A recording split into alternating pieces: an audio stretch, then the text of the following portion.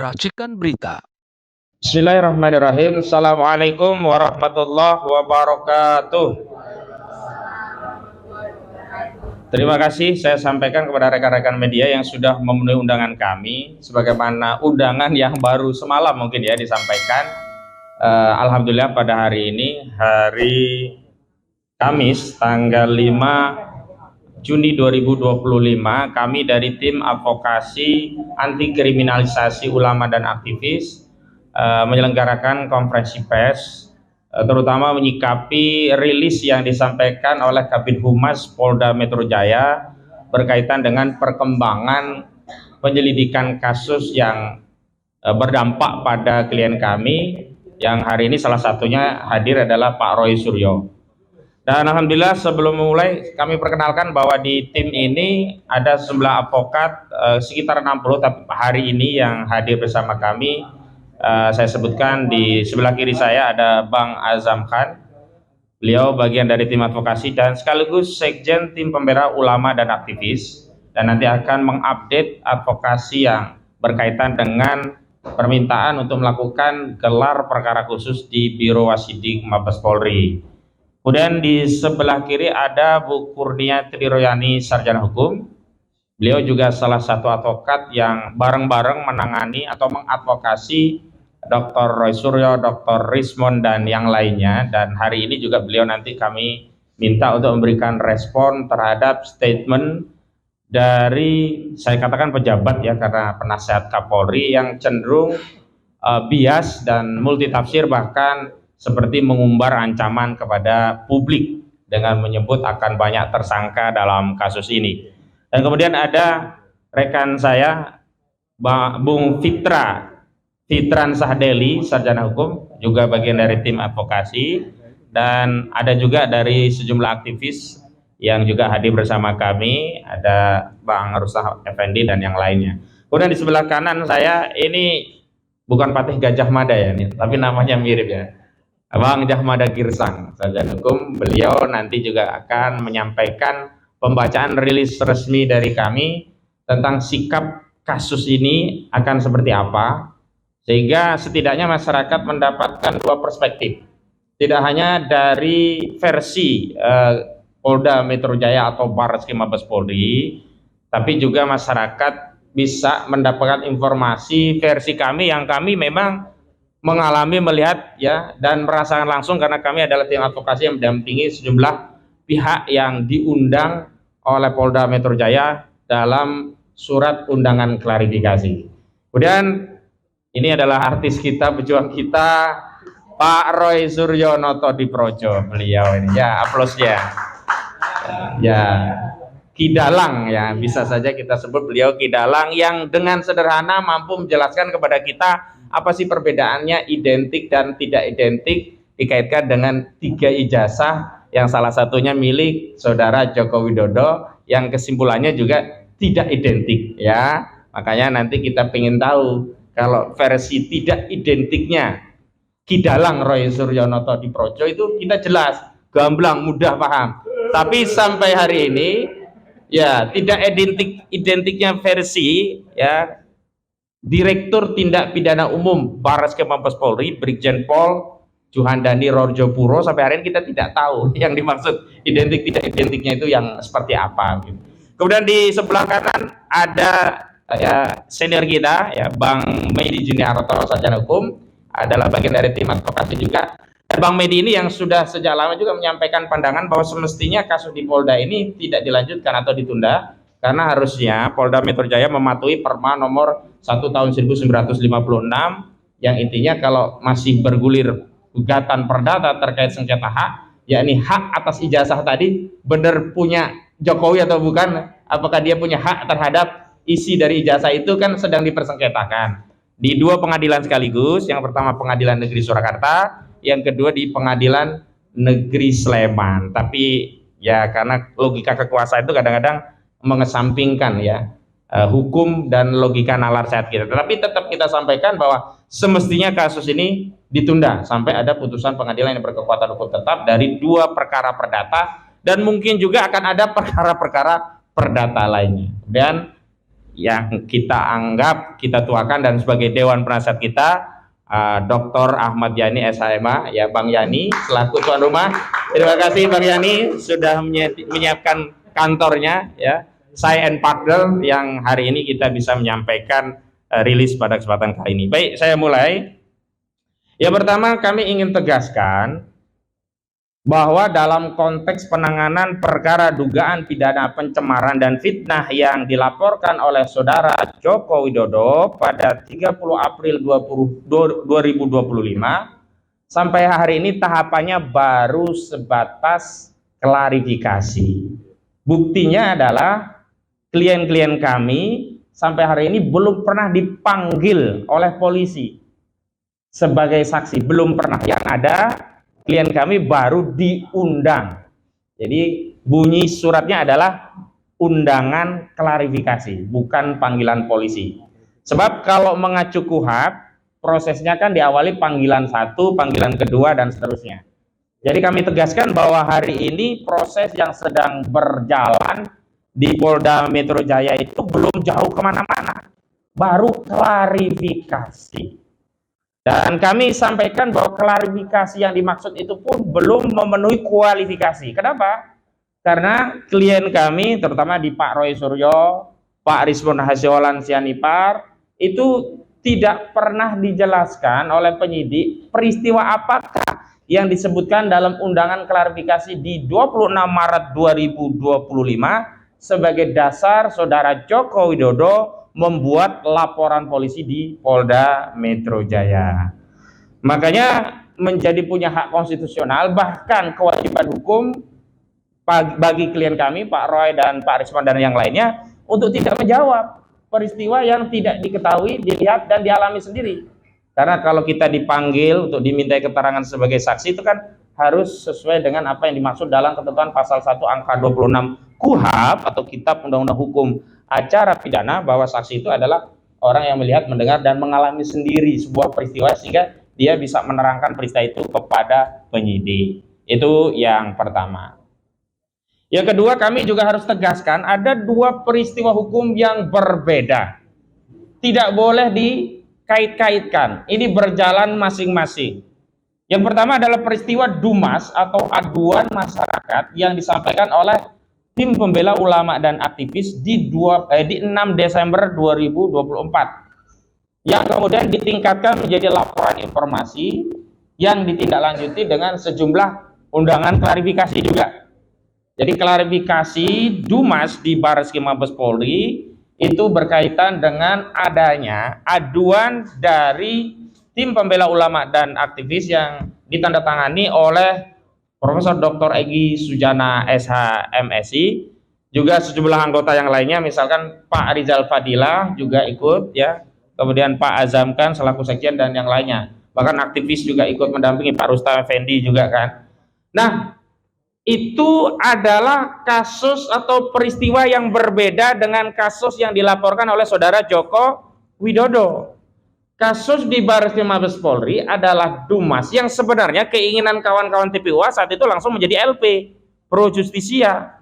Tapi di 6 Desember LP ini tidak diterbitkan dan laporan dari Tim Pembela Ulama dan Aktivis hanya diarsip di DUMAS.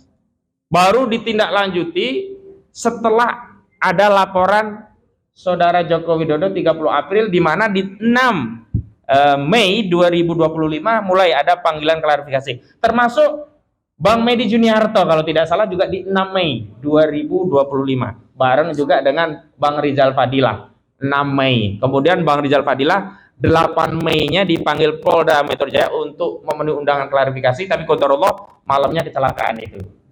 Artinya ini peristiwa yang berbeda. Apa yang dilaporkan oleh Tim Pembela Ulama dan Aktivis adalah adanya dugaan tindak pidana pemalsuan dokumen atau memasukkan keterangan palsu di dalam akta otentik atau membuat dokumen otentik yang palsu. Jadi pasal dugaan pidananya ada 263 KUHP, 264 KUHP, dan 266 KUHP. Nah, inilah yang terakhir oleh Direktorat Tindak Pidana Barreskrim Mabes Polri, Direktur Tindak Pidana Umumnya, Brigjen Pol Tuan Dani Rahadiapuro, waktu hasil tes laboratorium forensik Mabes Polri menyatakan hasilnya identik dan penyelidikannya itu dihentikan. Nah, terhadap penghentian penyelidikan inilah kemudian tim pembela ulama dan aktivis ya pada 26 Mei 2025 itu mengajukan surat ke Biro Pengawas Penyidikan Barreskrim Mabes Polri yang nanti akan ada penjelasan lanjutan oleh Sekjen TPUA, ini Bang Azam kan. Dan artinya kasus itu meskipun dinyatakan selesai atau dihentikan oleh Barreskrim Mabes Polri, tapi oleh TPUA belum tuntas karena harus ada proses gelar perkara khusus sebagaimana diatur dalam ketentuan pasal 31 junto pasal 33 Peraturan Kapolri nomor 6 tahun 2019. Ini yang harus ditindaklanjuti oleh institusi kepolisian. Kenapa? Karena kalau kami dilibatkan dalam prosesnya, maka kami bertanggung jawab atas hasilnya. Berbeda dengan apa yang selama ini dilakukan oleh Barreskrim, mereka melakukan proses sendiri, tidak melibatkan kami, tidak juga kami bisa memastikan apakah yang disebut identik benar-benar perbandingan antara ijazah saudara Joko Widodo dengan ijazah lain yang benar-benar asli. Itu kami tidak bisa menjamin.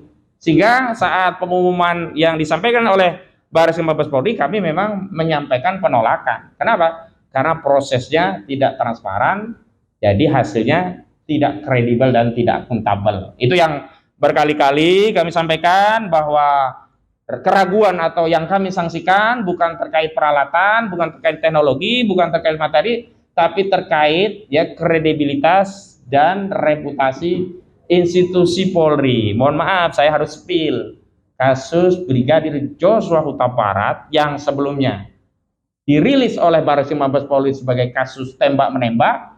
Ternyata setelah ada reka ulang, otopsi ulang oleh institusi di luar institusi Polri, hasilnya apa? Ternyata pembunuhan polisi oleh polisinya polisi, yakni Ferdi Sambo. Makanya nggak bisa kita diamkan, kita libas yang kayak gini. Ya, ketidakadilan itu harus kita libas. Dan kami belajar dari itu wajar, bukan hanya kami, tentu publik, rakyat juga wajar. Jika ingin ada transparansi, akuntabilitas dari prosesnya, sehingga kredibilitas dari hasil penyelidikan Barreskrim Mabes Polri itu bisa dipertanggungjawabkan bukan hanya oleh Barreskrim, juga kita ikut bertanggung jawab. Hari ini kami tegaskan, kami menyatakan tidak ikut bertanggung jawab karena prosesnya tidak pernah dilibatkan. Yang kedua, kasus di Polda Metro Jaya adalah kasus yang dilaporkan oleh saudara Joko Widodo atau lengkapnya IRH Joko Widodo di 30 April 2025, di mana saudara Joko Widodo menurut keterangan Kabid Humas saat berada di daerah Karet, Kuningan, Jakarta Selatan 26 Maret 2025 mengaku melihat sejumlah video ya, kalau kayak kita scroll gitulah ya. Kok ini ada mungkin ya, kok ada omongan yang saya nggak nyaman. Nah, itu yang kemudian dikumpulkan 24 video dan dibuat laporan polisi. Itu yang tidak pernah muncul saat pemeriksaan klien-klien kami memenuhi undangan klarifikasi. Karena tidak pernah dijawab peristiwa 26 Maret itu peristiwa apa. Tidak pernah disebutkan. Kita mendapat peristiwa itu, keterangan bahwa itu peristiwanya adalah saat saudara Joko Widodo ada di daerah Karet, Kuningan, Jakarta Selatan. Itu ketika ada rilis dari Kabid Humas, Kabid Humas Polda Metro Jaya. Ya, Kombes Pol Ade Arisam Indardi. Jadi nggak keliru kalau kita bertanya, kenapa? Karena dimintai klarifikasi, peristiwanya tidak jelas begitu. Nah, ini yang kemudian diduga kalau laporannya adalah penghinaan dan pencemaran. Makanya kami selalu tegaskan kalau pasalnya penghinaan dan pencemaran terkait saudara Joko Widodo merasa dihinakan sehina-hinanya, direndahkan serendah-rendahnya, maka yang relevan pasalnya adalah 310 KUHP tentang pencemaran, 311 KUHP tentang fitnah, dan okelah masuk Undang-Undang ITE 27A Undang-Undang ITE tentang menyerang kehormatan melalui sarana elektronik. Tapi di undangan klarifikasi itu muncul pasal-pasal selundupan ya, pasal 35 ya dijuntukan dengan ancaman pidananya, dan pasal 32 dijuntukan dengan ancaman pidananya. Jadi yang 35 itu ancamannya 12 tahun penjara, yang 32 itu ancamannya 8 tahun penjara. Ini yang kami kritisi, yang sampai hari ini tidak mendapatkan jawaban dan klarifikasi. Karena sejak awal tidak ada kasus ini yang mengarah kepada delik selain pencemaran dan fitnah. Kemudian saya juga mau kasih tahu, ternyata di luar Polda Metro Jaya di 30 April 2025 ada juga laporan. Walaupun sekali lagi saya tegaskan sampai hari ini klien kami belum memiliki status apapun selain pihak yang dimintai klarifikasi. Saya tegaskan sekali lagi, klien kami belum menyandang status apapun atau tidak memiliki status apapun kecuali diminta klarifikasi. Jadi kalau ada media yang menyatakan terlapornya atas nama A, B, C, D, saya katakan itu semuanya keliru, bohong. Kenapa? Justru acuan siapa yang terlapor itu adalah keterangan resmi dari penyidik. Saat penyidik memanggil klien kami dan sebelum terjadi proses mengambil keterangan untuk klarifikasi, itu ditanya, ini terlapornya siapa? Agar menjadi jelas. Kalau terlapornya ternyata saudara kita, kan kita boleh menolak untuk memberikan keterangan gitu. Ternyata terlapornya disebutkan baru dalam tahap penyelidikan. Ya, jadi tidak jelas. Kalau tahap penyelidikan ini juga ngeri-ngeri juga. Jadi saya ingat statement, nanti tolong dikomentari ya Bu Kurnia, dari penasihat Kapolri Irjen Pol Purnawirawan Arianto Sutadi, yang saya tegaskan saudara Arianto ini mengedarkan atau menebarkan ancaman kepada masyarakat dengan menyebutkan akan banyak tersangka dari kasus ini. Itu bukan wewenang saudara. Saudara bukan penyidik, bukan juga juru bicara dari penyidik, baik penyidik di Polda maupun di Barreskrim. Sehingga sebaiknya sebagai penasihat Kapolri, saudara menasihati Kapolri, bukan mengedar tudingan kepada masyarakat, mengedarkan kecemasan kepada masyarakat seolah-olah siapapun yang terlibat dalam pro kontra ijazah palsu saudara Jokowi, hati-hati bisa jadi tersangka. Ya, ini yang nanti akan didetailkan oleh Bu Kurnia Triroyani. Jadi saya lanjutkan, selain di Polda ada laporan yang lain, misalkan di Polres Jakarta Selatan dan Polres Jakarta Pusat. Ada dua entitas yang juga melaporkan perihal yang sama terkait ijazah palsu saudara Jokowi, tapi dengan judul pidana yang berbeda, bukan lagi pencemaran, tapi menggunakan pasal penghasutan 160 KUHP. Dan ini sudah masuk duluan sebelum saudara Joko Widodo memasukkan laporan di 30 April 2025. Tapi kemarin saya baca di media, kasus ini disatukan atau dikonsolidasi ke Polda Metro Jaya. Tapi kalau saya punya pendapat, ini sebenarnya bukan konsolidasi, sebenarnya tak layak ditindaklanjuti karena nggak relevan. Ini sama saja oleh Polres Jakarta Selatan, oleh Polres Jakarta Pusat, kasusnya ini ditolak. Ya, laporan dari Pemuda Patriotis dan juga Pradi Bersatu sebenarnya secara substansi tidak layak. Tapi ya kasihan kalau dibilang nanti ditolak karena layak, dikira nggak ngerti ya, bikin laporan polisi, ya dihibur lah. Bapak, kasus Bapak kita konsolidasi ke Polda, gitu kira-kira. Ya nggak apa-apa lah. Tapi saya ingin menegaskan, kasus ini sudah masuk pada proses yang masuk kategori lex spesialis, dan dalam asas hukum dikenal kaidah lex spesialis derajat lex generalis. Lex spesialisnya adalah delik aduan saudara Joko Widodo yang menyatakan dirinya direndahkan serendah-rendahnya dan merasa dihina sehina-hinanya, maka pasal yang spesialis punya legal konstitusional untuk menyelidiki perkara ini hanya pasal 310 KUHP, 311 KUHP, kalau ITE-nya hanya 27A Undang-Undang ITE. Maka dengan demikian seluruh laporan yang berkaitan dengan ijazah palsu, yang berkaitan dengan tuduhan apapun termasuk tuduhan pengasuhan, itu tidak bernilai. Karena itu delik publik, delik umum. Gak mungkin juga nanti karena kewenangan pengadilan berbeda nanti sidang, misalnya saudara Joko Widodo baru diadili sebagai saksi korban di Pengadilan Negeri Jakarta Selatan karena Polda Metro Jaya ada di Jakarta Selatan. Besoknya dipanggil hakim Pengadilan Negeri Jakarta Pusat berdasarkan laporan dari Polres Jakarta Pusat. Kan ini membingungkan gitu. Kasihan Pak Jokowi yang nanti dipanggil-panggil terus gitu. Diperiksa dari peradilan sini, peradilan yang lain. Fokus saja. Ya, saya minta penyidik fokus karena sudah ada lex spesialis. yakni saudara Jokowi, dan memang delik aduan yang berwenang untuk mengadukan komplain terhadap wibawanya, marwahnya tercederai hanyalah korban. Jadi nggak ada urusan itu dengan Peradi Bersatu, nggak ada urusan itu dengan apa satunya Patriot Nusantara, nggak ada urusan itu dengan apa yang mengatakan dirinya Reco, Proco, apalagi Reco dan yang lainnya. Itu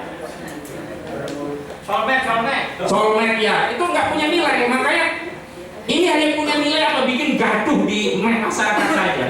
Dia bukan Jokowi, dia bukan kuasa hukum Jokowi, dia tidak punya wewenang bertindak untuk dan atas nama Jokowi. Apa dasarnya dia bikin laporan polisi? Kecuali apa? Bikin gaduh. Ya, itu saya tegaskan, bikin gaduh gitu. Kalau di balik itu ada cuan ya tanyakan kepada mereka. Karena sebelumnya saya tidak percaya kasus ini ada yang mendanai. Tapi begitu Ngabalin menyatakan ada duit besar dari kasus ijazah palsu ini, saya jadi yakin dan percaya, dan dugaan kuat saya yang dapat cuan besar di antaranya adalah Ngabalin. Jadi jangan tuduh-tuduh kita. Karena sebelumnya Ngabalin nggak pernah ngomong. Nah sekarang kenapa dia ngomong? Tanya itu dapat duit nggak kamu Ngabalin? Nah, ya jangan buruk muka cermin dibelah, ya kan? Buruk muka tambal saja muka kamu sendiri kan? Jangan belah-belah cermin. Baik. Itu pengantar dari saya. Baik, untuk menyikat maka kita akan coba masuk ke substansi. Tapi sekali lagi saya ingin tegaskan, apa yang terjadi di Barreskrim berbeda dengan apa di Polda. Maka bukti-bukti proses yang ada di Barreskrim tidak bisa dianalisa dan digunakan untuk memproses laporan saudara Joko Widodo. Karena dua institusi ini menyatakan hal yang sama. Brigjen Pol Johandani Rojopuro menyatakan akan berkoordinasi memberikan bimbingan kepada bawahannya di Polda. Polda juga katanya akan berkoordinasi menganalisa hasil lapor dari Baris Krim Mabes Polri untuk menangani kasus saudara Joko Widodo. Makanya kalau mau fair, tidak menggunakan hasil yang sudah dilakukan oleh Barreskrim, harus menggunakan hasil penyelidikan sendiri oleh Polda Metro Jaya. Makanya kami sudah lama melalui Bang Petrus Celestino selaku koordinator litigasi ya di tim kami meminta agar apa? Ijazah saudara Joko Widodo disita sebagai barang bukti, dianalisa di situ. Dan nanti kalau waktu gelar perkara di kasus laporan saudara Joko Widodo, kami selaku pihak yang berkepentingan harus ya dilibatkan, baru nanti kita bisa lihat mana sih jasa Jokowi. Oh ini tahu jasa Jokowi misalnya begitu, kita bisa melihat. Jadi yang melihat merabang menerawang bukan hanya kuasa hukum Jokowi kan, katanya kuasa hukum Jokowi meyakini itu asli karena sudah melihat meraba dan menerawang. Saya kira ini kayak uang gopean aja ya, melihat meraba menerawang. Jadi metode meyakini ijazah itu asli disamakan dengan metode ngecek uang itu asli atau palsu gitu. Jadi itu kami menyatakan menolak hasil dari Barreskrim digunakan untuk proses di Polda Metro Jaya karena berbeda. Di Barreskrim itu awalnya Dumas, laporan informasi ditindaklanjuti dengan klarifikasi. Di Polda Metro Jaya langsung LP Pro Justisia ditindaklanjuti dengan surat perintah penyelidikan, dan terakhir ditindaklanjuti dengan mengundang sejumlah pihak untuk melakukan klarifikasi. Ada satu contoh ya yang saya unggah dalam artikel adalah kasusnya Setia Novanto. Awalnya kan dia ditetapkan tersangka berdasarkan sprindik pihak lainnya, keterangan saksi lainnya. Nggak bisa, karena apa? Kasus orang itu ya satu-satu, nggak bisa berkas satunya dipakai berkas orang lain, nggak bisa. Akhirnya kan waktu itu diperadilankan dan batal, terus diterbitkan sprindik baru. Saya tidak mau menyatakan nanti akan kami pra-peradilan, itu hal yang lain. Tapi sebenarnya kita ini sebenarnya kita seluruh rakyat pengen transparansi, pengen segera masalah ini selesai. Jenuh ngomongin jasa palsu terus terang. Gak dapat duit kita ini. Jangan dibilang ngabelin kita ini proyek-proyek, kalau ngabalin dugaan kuat saya dapat ya duit ya. Iya ya. Tapi kita ingin jawaban, dan sebenarnya saya dalam sebuah rilis media kami sampaikan bahwa kalau secara objektif ini kan secara hukum, tapi secara subjektif sebenarnya saudara Joko Widodo bisa mengambil sikap subjektif dengan bersikap negarawan, perwira, kesatria, menunjukkan ijazahnya selesai. Tapi kalau ternyata ijazahnya memang bermasalah ya, saya pun dalam posisi itu takut menunjukkan ijazah itu. Baik, itu saja dari saya. Selanjutnya yang kedua, kita akan bacakan dulu rilis resmi dari kami Nanti rilis ini akan kami edarkan media, boleh dikutip seluruhnya atau sebagian, dan pembacanya akan disampaikan oleh Bang Jahmada Girza. Kepada Bang Jahmada Girza dipersilakan.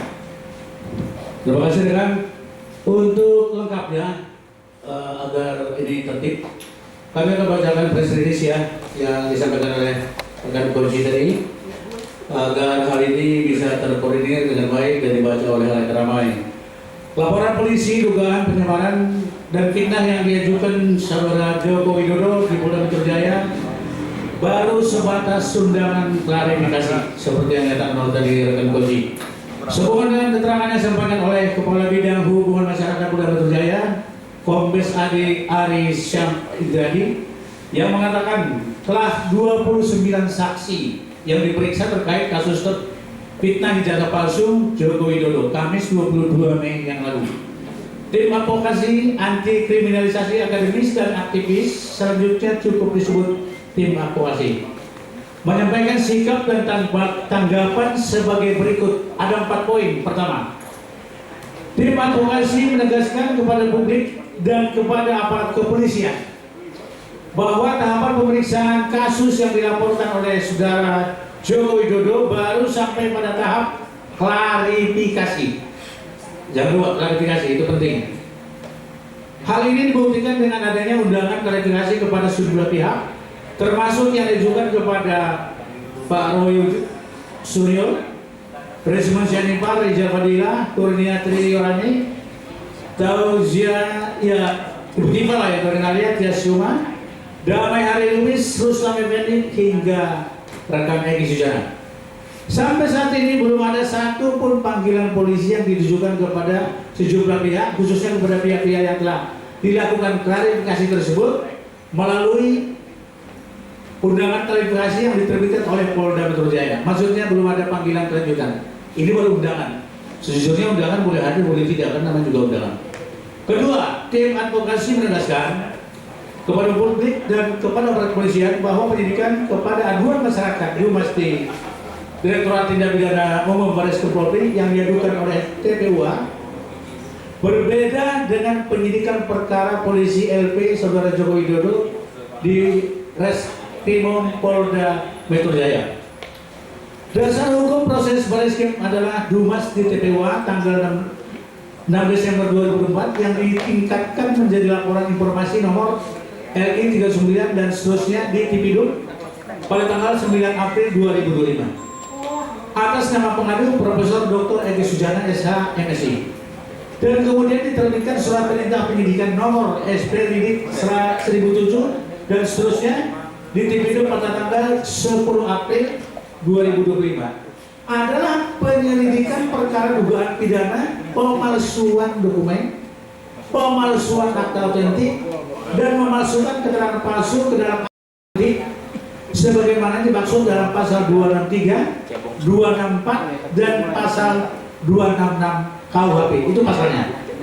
Adapun dasar proses di Polda Metro Jaya adalah laporan Saudara Joko Widodo nomor LP/B 2831 4/2025 SPKT Polda Metro Jaya tanggal 30 April dan kemudian diterbitkan surat perintah penyidikan nomor SP Lidik /2961 /4 Res 114 2025 di Tipidum Polda Metro Jaya tanggal 30 April adalah penyelidikan perkara dugaan pencemaran nama baik dan fitnah sebagai maksud dalam pasal 310, 311 dan pasal 27A Undang-Undang ITE.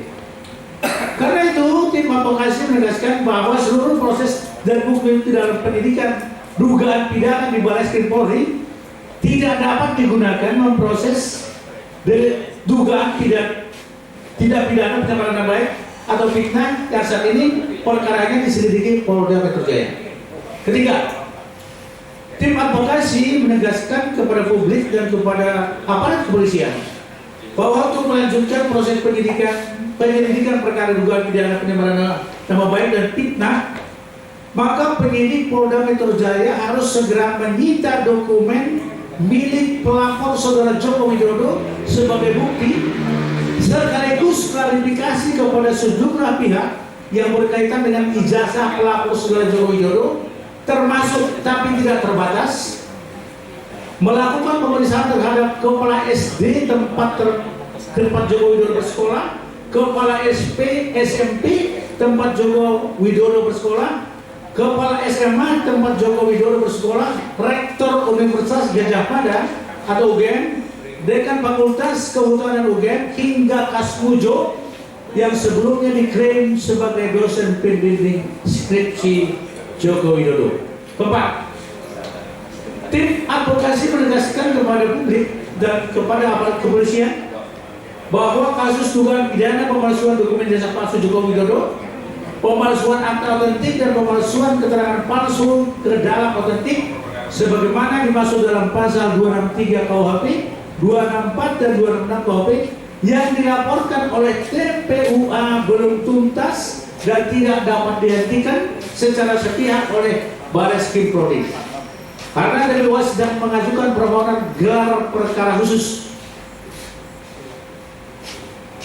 melalui Biro Pengawasan Penyidik Polri atau Biro Wasidik.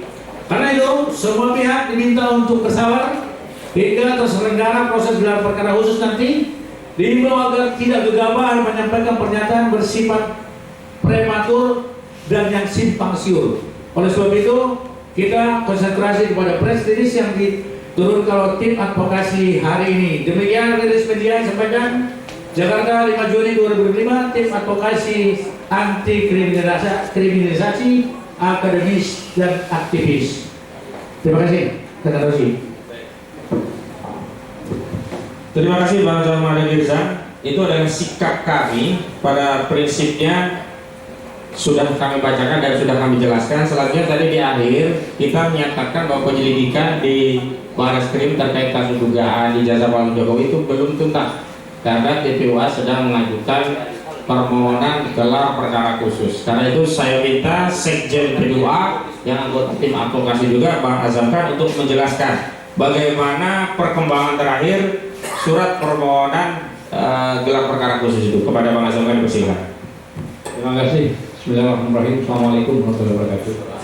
Sebelum masuk pada tadi yang disampaikan oleh koordinator Mas Buzudin, jadi saya akan menjelaskan begini, bahwa Bang Egy itu, Profesor Egy itu sebenarnya berkeinginan dia melakukan LP, tapi diarahkan ya kurang lebih ke Dumas. Ya oke, nggak apa-apa. Dan itu terjadi tanggal 9 Desember 2024. Nah, di tanggal 20 Maret itu mengajukan tambahan alat bukti. Terlampir flash disk 7 video tanggal 20 Maret. Tanggal 7 April ada bukti tambahan TPUA diajukan kembali gitu ya, tentang tanda tangan Profesor Dr. Insinyur Ahmad Sumitro yang seharusnya Profesor Dr. Ahmad Sumitro itu kan Sumitro dan itu diakui oleh anaknya bahwa itu bukan. Itu kita ajukan gitu ya. Nah, selanjutnya juga tanggal 24 April, tanggal 15 April itu pada saat berangkat mau ke mana itu ke Jogja dan ke Solo, itu memang Bang Egy nggak ikut karena sakit ya. Nah, tanggal 24 diwakili oleh 3 orang lah ya, dari Bang DHL, dari TPUA ya, Mbak Kurnia, termasuk Bang Rizal. Nah, tanggal 24 Bang DHL itu diperiksa ke Mabes Polri ya, sambil lalu menambahkan juga bukti. Nah, terkait dari apa yang disampaikan tadi, nah kita kan bicara Perkap ya, Perkap 6 2019 ya, pasal 31 tentang tindak pidana penyidikan. Itu kan ada 2, yang gelar perkara biasa sama gelar perkara khusus. Artinya dibolehkan untuk mengajukan itu, nggak ada masalah gitu ya. Nah, pada saat itu tanggal 26 itu kita sudah mengajukan ke beberapa tempat, termasuk juga ke Karowasidik. Sudah ada tanda terima kita ya dari Karowasidik itu tanggal 26 bulan April ya, sudah kita ajukan. Ini tanda buktinya ya. Terus selain daripada itu juga ke Kepala Kejaksaan Agung juga sudah diajukan dan ini tanda buktinya juga diterima, ya. Terus yang ketiga ini ada tim ulama permohonan gelar perkara. Ini kan menyangkut soal masalah gelar perkara khusus, ya. Nah, karena keterkaitan proses apa yang diajukan Prof. Egy ini 6 bulan belum dapat LP, tahu-tahu dihentikan, ya kan? Karena dihentikan, maka ini kan nggak fair, gitu. Artinya kenapa sih kok dihentikan ini, orang mau diproses masih berjalan, gitu loh ya. Nah itulah masalahnya, makanya TPUA ini dengan tim gabungan mengajukan untuk gelar perkara khusus karena memang diatur di PK itu ya, tadi yang saya sebut itu pasal 316 2019 itu, gitu ya. Karena ada 2 tadi yang saya sebut, kalau satunya khusus gitu ya. Nah ini juga sudah dapat kita juga tanda terima dari Komisi Kepolisian Nasional, Kompolnas ya, sudah juga dapat tanda terimanya gitu ya. Dan termasuk juga ini sudah kita dapat dari Kabar Eskrimnya ya, sudah dapat juga, dan dari Kapolri dan Wakapolri sudah juga dapat sudah kita masukkan semua itu ya, termasuk kepada Presiden juga ya, diajukan ya, sudah dikirim semuanya. Nah artinya sudah clear. Hanya kita di sini minta ada audensi. Nah audensi ini yang kita ajukan ke Irwasum. Nah ini juga tanggalnya 26 Mei juga diajukannya ya. Nah ini kita pengaduan dan permohonan audensi dan kita sudah dapat juga suratnya. Tapi kan di sana yang menentukan kapan audensi itu. Artinya kalau dari tim kita, ya tim kriminalisasi juga menyesuaikan. Ya itu yang bisa saya sampaikan, bahwa pentingnya proses ini karena apapun alasannya jangan sampai ada kriminalisasi dalam konteks ini. Kita harus fair. Artinya fair di sini, jangan hukum dikuasai sepihak dengan pesanan sepihak, ya kan? Terus rakyat menjadi korban kriminalisasi. Padahal ini kan logikanya sangat sederhana. Tunjukkan aja, selesai soal ini, gitu ya. Panggil aja ahli-ahli forensik, panggil aja ahli digital, panggil aja ahli telematika dan apapun, dikumpulkan supaya terbuka aja. Cuma urusan sederhana kok. Kenapa sih harus begini gitu? Nah, tapi ya sudah, karena ini berjalan ya apapun. Tadi juga sempat disinggung oleh koordinator Ahmad Rosmudin, jangan sampai juga menakut-nakuti rakyat. Banyak yang mau jadi tersangka apa itu nggak boleh begitu.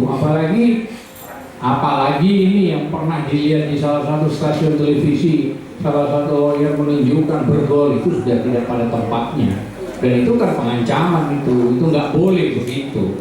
Jadi secara etika itu sudah pengawur sudah itu, dan itu menunjukkan arogansi yang seolah-olah dia itu hebat, padahal justru itulah menelanjangi dirinya sendiri. Yang bisa megang borgol itu adalah penyidik, gitu ya. Dan mungkin kejaksaan juga bisa melakukan itu. Selain dari itu nggak ada. Seorang advokat itu dituntut dalam sumpahnya pasal 4 itu harus objektif, baik, gitu loh ya. Tidak boleh melakukan hal-hal yang model begitu. Mungkin ini yang bisa saya sampaikan. Terima kasih. Assalamualaikum warahmatullahi wabarakatuh. Waalaikumsalam warahmatullahi wabarakatuh. Dan kami perlu ya merespon karena apa yang dilakukan oleh penasihat Kapolri, Irjen Pol Purnawirawan Arianto Sutadi ini sudah beberapa kali di sumber media, agar pertama publik jadi tentram, nggak ada ya orang jadi tersangka kalau nggak salah, dan mendiskusikan masalah kasus ijazah palsu ini bukan kejahatan. Pro kontra itu biasa, jangan semua dipaksa pro atau dipaksa kontra. Biarkan rakyat yang menilai apakah mereka yakin ijazahnya palsu atau tidak. Dan sebenarnya kalau ingin membangun keyakinan berdasarkan bukti, ini tinggal tunjukkan.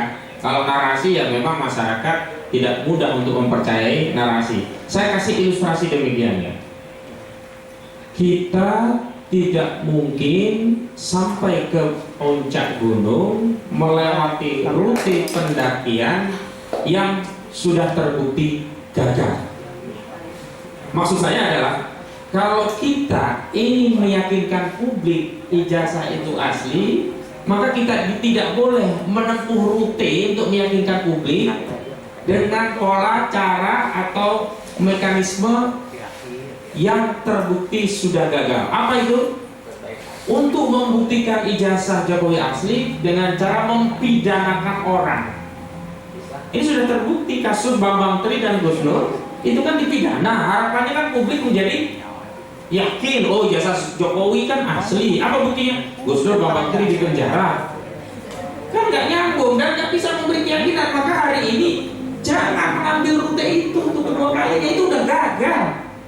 Dan dari dulu rute yang kita sediakan, yang rutenya itu nggak capek, nggak perlu mendaki, nggak perlu melibatkan polisi, nggak perlu melibatkan UGM, nggak perlu melibatkan relawan, nggak perlu melibatkan kuasa hukum, nggak perlu melibatkan media, bahkan tidak perlu butuh penelitian Pak Roy Suryo dan yang lainnya, gitu, dengan menunjukkan ini rute yang paling sederhana kalau ingin membuktikan ijazah itu asli. Jangan capek-capek naik ke puncak gunung seperti kasus Bambang Tri akan gagal, begitu. Dan saya minta Bu Kurnia Triadi untuk memberikan paparan secara konstitusional, secara hukum, bagaimana sikap kita warga negara dan terutama pejabat publik dalam mensikapi kasus ini. Dan tentu saja kita tidak boleh offset ya, melanggar batas-batas kewenangan dari institusi yang sebenarnya sudah punya tugas dan tanggung jawab masing-masing. Mengumumkan ada tersangka atau tidak itu urusannya polisi, dalam hal ini Polda Metro Jaya. Nggak ada urusannya dengan penasihat Kapolri. Justru penasihat Kapolri harus menasihati Kapolri, bukan bikin gaduh di tengah masyarakat. Baik, Bu Kurnia, silakan Bu. Bismillahirrahmanirrahim. Assalamualaikum warahmatullahi wabarakatuh. Bersyukur kita ya bahwa pada hari ini kembali Allah memberikan kesempatan bagi kita untuk terus menegakkan kebenaran dan keadilan, dan salah satunya pada acara ini untuk memberikan klarifikasi. Saya kebagian untuk menanggapi dengan gestur ya daripada penasehat Polri, yaitu Bapak Arianto Sutadi, benar namanya segitu ya. Saya ingin mengatakan begini sebagai permulaan ya, bahwa dalam azas fiksi hukum semua orang itu dianggap mengetahui keberadaan dan keberlakuan hukum. Tidak peduli apakah dia tamatan UGM atau tidak, ataukah dia hanya tamat SD, SMP, dan SMA. Tapi semua orang dianggap mengetahui hukum. Ya. Nah, dalam hal ini, apabila ada rakyat yang menginginkan untuk mengetahui suatu informasi publik, let's say itu adalah ijazah daripada pemimpinnya barangkali yang sedang dipermasalahkan, maka ini sebenarnya bukanlah suatu hal yang merupakan perbuatan kriminal, ya. Ini adalah hak konstitusi. Dua undang-undang, yaitu undang-undang tentang keterbukaan informasi publik serta perlindungan data pribadi, tidak ada satupun dalam kedua undang-undang tersebut yang memberikan dasar hukum bagi seorang pejabat publik untuk mengkriminalisasi rakyat yang mempertanyakan hal tersebut. Ya, patut ini digaris bawahi. Nah, oleh karena itu kami ingin mengatakan, terkadang kita bertanya, siapa yang sesungguhnya membisiki mantan presiden kita ini jika dia tidak mengerti tentang undang-undang informasi publik, keterbukaan publik, dan undang-undang perlindungan data pribadi, ya, siapa yang membisiki ini? Sehingga setiap orang yang bertanya itu harus dipolisikan begitu. Patut kita pertanyakan ini.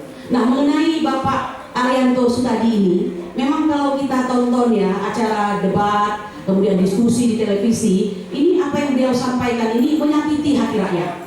Maka jangankan saya sebagai kuasa hukum atau mungkin sebagai terlapor ya, saya sebagai rakyat Indonesia pembayar pajak tidak sudi mendengarkan keterangan yang demikian itu. Ya, mengapa? Karena beliau dalam salah satu acara itu menggunakan kata-kata ini adalah pertarungan antara dua kelompok. Yang satu adalah pembenci Joko Widodo, yang satunya lagi bersimpati kepada Joko Widodo. Pemilihan diksi ini saja sudah menunjukkan ada disparitas, diskriminasi, keberpihakan, dan menurut saya itu jahat sekali ya. Nah, sekarang saya balik.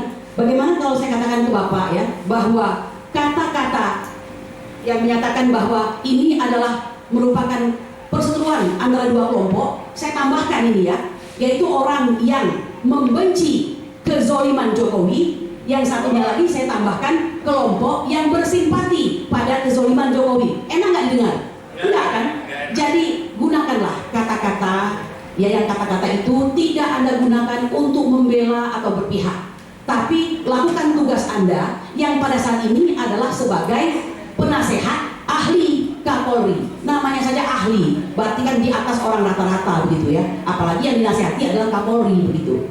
Nah kemudian makin banyak lagi ini, baru sekitar beberapa jam yang lalu lah, karena sedang merespon tentang pengadilan yang ada di Sleman dan di Surakarta ya. Beliau dengan sangat lincah mengatakan bahwa ini akan ada banyak tersangka, karena di Polda nanti itu tentang bukan hanya soal pencemaran nama baik dan fitnah, tapi juga tentang provokasi serta penghasutan. Ini Bapak sebenarnya paham atau tidak masalah ini? Ya, Anda dalami dulu, baru Anda sampaikan di Polda apa urusannya, begitu ya. Jangan kebencian Anda kepada suatu kaum itu membuat Anda ngawur dalam memberikan informasi kepada masyarakat Indonesia. Apalagi kapasitas Anda adalah sebagai staf ahli Kapolri, ya. Bapak-Ibu sekalian, narasi yang paling sering kita dengarkan lagi, kelompok-kelompok yang dia sebut dengan pembenci Jokowi itu adalah kelompok yang dia sebut dengan HTI, FPI, gerombolan sakit hati karena kalah pilpres dan sebagainya. Ayolah Pak, ya jangan Anda gunakan kata-kata tersebut, karena itu akan semakin mendowngrade Anda yang sudah pada level ahli tadi begitu. Ya, ini yang perlu saya sampaikan. Akan tetapi Bapak Ibu sekalian, saya tidak bisa berharap banyak. Ya, jadi mohon maaf kalau kami akhirnya berpendapat bahwa pernyataan Bapak Arianto Sutadi sebagai staf ahli Kapolri itu tidak lepas kaitannya dan harus dipahami bahwa beliau ini sebagai purnawirawan Pati ya, perwira tinggi Polri yang juga duduk sebagai pimpinan Polri. Ya tentu saja ya, barangkali beliau berpihak kepada kepentingan Polri saat ini. Jadi jangan sampai kami akan berprasangka dan praduga buruk bahwa kita tahu Polri hari ini adalah Kapolri yang terlama menjabat posisinya, dan beliau itu siapa, nanti saya jadi salah lagi ngomongnya ini ya. Tetapi itu adalah fakta di masyarakat yang tidak bisa dibantah, tapi mungkin tidak banyak orang mampu mengatakannya. Nah jadi kami tahu bahwa beliau tidak akan dalam hal ini ya, melihat dari beberapa statementnya di media massa, akan membela atau adil dalam hal ini. Nah oleh karena itu, fungsi daripada klarifikasi hari ini saya kira banyak gunanya ya, untuk Bapak Arianto Sutadi membenah diri agar besok kalau tampil lagi di televisi, tampillah sebagai bayangkari negara ya, bukan bayangkari seseorang. Saya kira demikian ya. Jadi begitu Bang Ahmad Husinudin yang bisa saya sampaikan ya. Nah sekali lagi saya ingin menyampaikan bahwa sudah selayaknya presiden, mantan presiden, yaitu orang yang sesungguhnya adalah orang yang bukan orang biasa ya. Beliau itu tetap dalam hidupnya akan terus menyandang orang yang luar biasa. Apa buktinya bahwa beliau orang luar biasa? Setelah beliau tidak lagi menjabat sebagai presiden, bukankah beliau berhak mendapat gaji yang disebut dengan pensiunnya itu ya? Nah itu menunjukkan bahwa dia tidak biasa, dia adalah pensiunan presiden begitu. Dan beliau bukankah mendapatkan hadiah dari negara berupa rumah yang di Colomadu itu, yang nilainya hampir 100 miliar dan sebagainya. Nah oleh karena itu, bertingkahlah yang baik, bertingkahlah yang sesuai dengan hukum, karena pada dasarnya pada saat kita berada pada posisi saling kontra seperti ini, hukumlah sebagai panglima. Jadi demikian yang bisa saya sampaikan. Wabillahi taufiq wal hidayah. Assalamualaikum warahmatullahi wabarakatuh. Baik, terakhir sebelum nanti kami buka tanya jawab, karena ada salah satu pihak yang diklarifikasi hadir yang beliau ini klien kami, Pak Roy Suryono Diprojo, dan itu kami mohonkan beliau untuk menyampaikan mungkin pandangan. Terima kasih karena selama ini ternyata masyarakat membersamai perjuangan beliau. Silakan Pak Roy. Terima kasih. Bismillahirrahmanirrahim. Assalamualaikum warahmatullahi wabarakatuh. Pertama-tama semuanya, marilah kita panjatkan doa kepada Allah Subhanahu wa taala, semoga saudara-saudara kita yang hari ini sedang menunaikan puncak ibadah haji berjalan dengan lancar dan semua bisa dilindungi dan mendapatkan ridho serta mabrur dari Allah Subhanahu wa taala. Terima kasih sebelumnya kepada Saibul Bait kita ya, Pak Ahmad Yani. Kemudian ini di samping saya ini Pak Med ini benar-benar kalau ini membersamai, karena ketika saya dilakukan periksa beliaulah yang membersamai saya dan hebat sekali memegang rekor kecepatan ya. Kira-kira beliau ini saya cepat sekali. Pak Jamada, terima kasih atas penguatannya. Tentu kepada sahabat kita, saudara kita Bang Ahmad Kosinudin selaku koordinator tim non litigasi bersama dengan Pak Petrus Celestinus selaku koordinator tim litigasi, Pak Azamkan sekjen kita ini juga luar biasa dalam melakukan advokasi, dan tentu saja saudari saya ya Ibu Kurnia Trigoyani yang bersama-sama dengan kita semua dan semua teman-teman yang lain, termasuk yang paling ujung korlap kita. Baik, saya sebenarnya tidak perlu untuk menambahkan apa yang saya sampaikan. Yang disampaikan oleh kawan-kawan lawyer ini luar biasa ya. Jadi ini sudah ahlinya hukum dibandingkan hukum gitu ya gitu. Jadi saya tidak akan menambahkan sedikit pun ya. Saya setuju dan sepakat semuanya, karena ini adalah kesepakatan kita bersama untuk melawan kezaliman yang ada. Jadi artinya kalau tadi Ibu Kurnia Trigoyani menyampaikan sebenarnya ini ada dua kelompok yang membela orang yang zalim dengan kelompok yang mengutamakan kejujuran. Setuju tidak? Setuju. Nah itu aja yang dipakai. Jadi kalau mau diadu domba, tapi sebenarnya kita tidak mau diadu domba, baik oleh Pak Arianto ya, sayang banget ya beliau itu bintang 2 polisian tapi statementnya kayak gitu, atau yang belakang menjadi polisi kemarin ya, ya gitu. Tapi nggak usah lah ditanggapi kayak gitu ya, itu membakin semakin besar nanti kepalanya ya. Ngabalin juga nanti sore kebetulan saya mungkin akan diadu sama Ngabalin ya di Kompas ya, jadi saya akan sampaikan kepada dia apa yang sebenarnya malah justru dia yang dapat. Jadi sekali lagi teman-teman semua, tidak ada hal yang lain yang ingin saya sampaikan selain apa? Ucapan terima kasih saya, ya wabil khusus saya kepada seluruh masyarakat yang sudah memberikan dukungan, support, moral dan semuanya atas ini, ya. Dan juga terhadap tentu saja kepada kawan-kawan lawyer ini, dan juga kepada mak-mak, ibu-ibu yang terus tanpa lelah, tanpa henti, dan tanpa ada yang mendanai. Ini luar biasa, ya sama sekali. Yang dituduh ada yang mendanai berbis-bis ke Jogja, ke Solo, satu bis kok dituduh berbis-bis itu gimana? Gitu. Nggak ada yang mendanai sama sekali, menginap sendiri, urunan sendiri. Ya. Jadi saya kira itu, Pak Presiden, saya 99% kalau istilah saya sangat sepakat dengan kegiatan dan isi press conference hari ini. Kalau istilahnya Pak Respon 11.000 triliun gitu ya, setuju dengan acara hari ini. Jadi itu saja yang saya sampaikan, dan mohon izin juga saya bukan spill, tapi karena ada sedikit tindakan yang sangat tidak pantas dilakukan ya oleh Wapres kita, saya izin untuk mulai hari ini juga menyuarakan bahwa saya sangat mendukung juga upaya pemakzulan yang dilakukan Purnawirawan, bukan karena fufafa yang itu terbukti, tapi Wapres kita itu mengikuti akun judi online.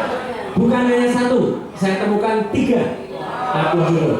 Jadi dari 640, ini silakan di-quote, 640 yang dia follow. Jadi dia tuh hanya memfollow 640, 3 diantaranya akun judi online. Mau Set Wapres sudah menyatakan tidak tahu kalau itu ganti judi atau enggak. Kalaupun tidak ganti judi, awalnya adalah permainan game online. Dia posisinya mengikuti itu semenjak tahun Desember tahun 2022 sudah saya periksa, dan itu artinya dia sudah jadi pejabat publik, dia sudah jadi wali kota, mengikuti akun game, dan gamenya itu tentu saja masa nggak ngerti namanya di akun itu .slot, menjabrik.slot, ada slotnya, yaitu pasti main judi online. Jadi mohon izin Pak Kosinudin dan teman semua, saya tetap bersama-sama dan kita berjuang bersama, tapi izin saya juga mulai nembak ya, karena kalau itu jelas tindakan tercela yang dilakukan oleh seorang wakil presiden ya, dan itu akan langsung oleh teman Purnawirawan akan langsung digunakan sebagai tambahan pada surat yang diajukan ke DPR dan MPR. Yang sayangnya memang hari ini DPR dan MPR masih reses semenjak tanggal 26 Mei yang lalu, dan nanti akan berakhir pada tanggal 26 Juni. Jadi kalau nanti 26 Juni mungkin nanti akan ada gerakan juga dari para purnawirawan. Saya kira itu rekan-rekan sekalian. Sekali lagi kita berterima kasih kepada seluruh masyarakat dan juga mohon doa, mohon supportnya kepada tim yang kali ini menegakkan kejujuran melawan kezaliman. Terima kasih. Wassalamualaikum warahmatullahi wabarakatuh. Baik, sebelum kita tutup, tadi ternyata ada juga Muhammad dari KNPRI ya. Tapi jenderalnya Bu Ferry Samiri nggak hadir ya. Ya. Juga Muhammad dari Aliansi Rakyat Menggugat, jenderalnya juga nggak hadir. Bu Mandal pulang dari. Itu ada posisi Bu Tita dan yang lain. Terima kasih Bu-Ibu, dia menambah semangat juang kita. Ternyata kita tidak sendirian, kita didukung oleh banyak masyarakat. Baik, rekan-rekan media ada pertanyaan silakan. Pak Edi Mulyadi yang pertama, ada lagi? Pak Edi dulu, silakan. Ya, tapi ada dua. Yang pertama soal nasihat Kapolri. Oh ya, yang khusus tadi ya. Ya, lalu setelah kita mengkritisi ucapan-ucapan provokatif dan pemecah belahnya itu, ada nggak tindakan hukum yang mau kita lakukan? Yang pertama. Yang kedua, khusus Mas Suryo, balik ke buku Papa, kalau itu dianggap sebagai memfollow akun Google itu sebagai tindakan tercelanya di mana? Ya. Baik, ya saya satu saja, nanti Pak Roy ya satunya. Semangatnya, kenapa kami kompres dalam menyampaikan itu, dan saya minta juga Bu Kurnia menyampaikan nasihat atau kritik kepada Pak Arianto tadi, itu semangatnya adalah amar ma'ruf nahi munkar, mengingatkan. Lalu apa tindakannya setelah itu? Ya kita lihat.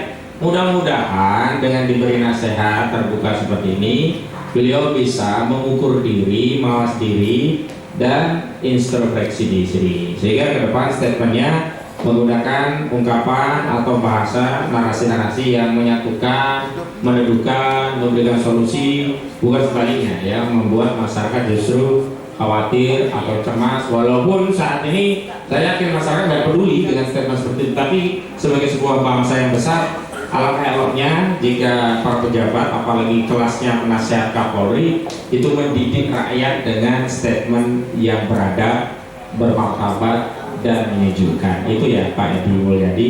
Tapi itu yang kedua, saya langsung ke Pak Roy yang menjawab. Silakan Pak. Baik, terima kasih. Jadi Bapak Ibu, saya jawabnya singkat saja. Siapa orang Indonesia yang menolak kalau bermain judi itu tidak melanggar hukum? Iya kan? Atau tidak tercela. Atau jadi jelas bermain judi mau offline mau online itu adalah melanggar hukum. Saya mohon maaf bukan pemerhati hukum, mungkin ada pasalnya apa, judi itu pasal berapa. Yang jelas apa? Dia memfollow akun Instagram resmi dia, Gibran Rakabuming, itu memfollow akun judi online. Dan artinya dengan memfollow Instagram akun judi online, dia harus sadar bahwa yang di follow itu adalah pelanggaran hukum. Jelas sudah. Pelanggaran hukum adalah tindakan tercela, apalagi dilakukan oleh orang yang dipercaya menjadi orang nomor 2 di Indonesia. Jadi terima kasih Pak Jamada. Setidaknya orang judi online itu melanggar pasal 303 KUHP dan melanggar pasal mengatur tentang perjudian yang dapat diancam dengan pidana penjara paling lama 10 bulan dan atau denda. Bisa berapa bulan pun ya, itu adalah pelanggaran yang dilakukan oleh pejabat negara. Dan tidak hanya satu akun Instagram yang follow tentang judi. Kemarin terungkap baru satu. Saya sudah beberapa semalam 3 yang di follow oleh dia. Jadi kalau semua orang dianggap mengerti hukum, apalagi seorang wakil presiden, dia harus lebih mengerti hukum. Dan ini sudah dijawab oleh Sekretariat Wapres. Katanya tidak tahu kalau itu akun judi online, karena sudah berubah, itu tadinya game online. Come on, game online itu namanya tidak ada slotnya. Kalau ada slotnya, itu jelas. Dan dia sudah, tak ulangi sekali lagi, dia sudah mengikuti akun itu semenjak bulan Desember tahun 2020. Hari ini memang sudah di-unfollow. Tapi masih ada satu yang lupa, dia belum unfollow hari ini. Ya. Setelah ini mungkin ya. Setelah ini mungkin kan. Jadi sekali lagi itu, Pak Edi, saya tidak terima kasih Pak Jamanda tadi sudah diinfokan. Tapi saya kira pasalnya bukan hanya itu, Pak. Ya, karena pasal untuk pemakzulan itu ada pasal 7 atau apa itu yang nanti akan. Dan ini sekaligus support kita, gantian kita support kepada senior-senior kita di Purnawirawan TNI, Forum Komunikasi Purnawirawan, agar ini menjadi. Jadi kalau kemarin kata, oh itu kan sudah lewat, yang MK 90 sudah lewat, FUFAPA juga sudah lewat. Lah ini baru dilakukan dia, jadi existing dia ketika menjadi wali kota dan setelah menjadi wakil presiden. Terima kasih. Assalamualaikum warahmatullahi wabarakatuh. Jadi kalau untuk pasalnya Bang Edi itu terkenal, ada King Sambo dulu kan konsorsium 303 itu GDW gitu. Dan memang di pasal 7A Undang-Undang Dasar 1945 sebagai salah satu syarat pemakzulan presiden dan wakil presiden itu diatur tentang perbuatan tercela. Ya kita lihat nanti DPR MPR seperti apa. Kita dukung purnawirawan prajurit TNI yang sudah menyatakan 8 poin sikap, dan salah satunya adalah agar Saudara Gibran Raka dimakzulkan. Ada lagi? Ada? Ya, Ibu, silakan Bu. Enggak, satu lagi. Siapa? Oke, silakan. Ya, yang pertama adalah apa yang akan dilakukan oleh tim ini apabila gelar perkara khusus nanti ditolak oleh Polda. Yang kedua, Bukan Polda ya, Barreskrim ya. Sorry. Yang kedua, apakah ada upaya dari tim ini untuk menggugat Presiden Jokowi secara pribadi nantinya? Terima kasih. Baik, oke. Yang pertama memang untuk dapat dilakukan gelar perkara khusus itu harus atas perintah atasan penyidik. Dalam hal ini pengawas penyidiknya ini Biro Pengawas Penyidik Barreskrim Mabes Polri. Dan karena itulah kami meminta agar dilakukan gelar perkara khusus. Tapi bagaimana kalau tidak dilakukan? Nah, jalan yang mungkin kami tempuh diantaranya maksudnya adalah menggugat secara perdata perbuatan melawan hukum sejumlah pihak, baik Barreskrim, baik Biro Wasidik, Kapolri, termasuk Joko Widodo, termasuk UGM, termasuk Dekan Fakultas Kehutanan GM, termasuk Pak Kasbujo, agar kita kalau nggak bisa digelar perkara di Mabes Polri, kita gelar perkara di pengadilan negeri. Setuju? Itu sekali menjawab pertanyaan kedua. Oke ya, cukup demikian. Terima kasih atas atensinya. Kurang lebihnya mohon maaf. Wassalamualaikum warahmatullahi wabarakatuh. Ustaz.